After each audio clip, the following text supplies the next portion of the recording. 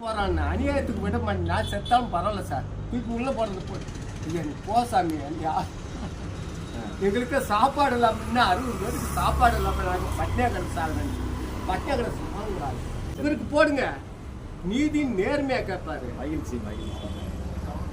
அடுத்த தலைமுறைக்கான இதுதான் நம்ம அவரு தாங்க, அவருதான் வேணுங்க. நல்ல மனுஷன் தேர்ந்தெடுங்க. எனக்கெல்லாம் அதாங்க.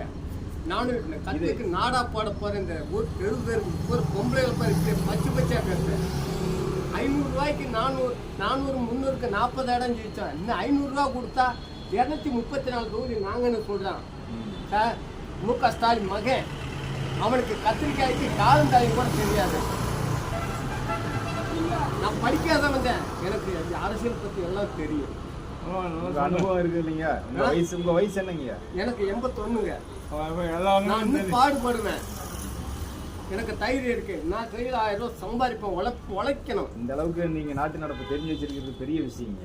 தெரிஞ்சு வச்சிருக்கேன். இதுல அடிபட்டானுங்க, அடிபட்டு உதப்பட்டு வெட்டு குத்தலாம் வாங்கினவன் நானுங்க. இந்த பாருங்க தையல் போட்டு பாத்தீங்களா?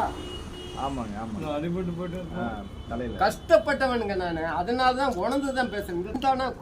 என்னங்க 90 ரூபாய் 80 ரூபா உளுந்த பருப்பு, இன்னைக்கு 390 ரூபா. என்ன செய்ய?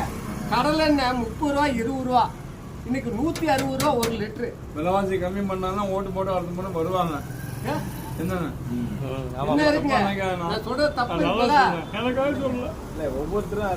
சரியானதான் பேசுறீங்க.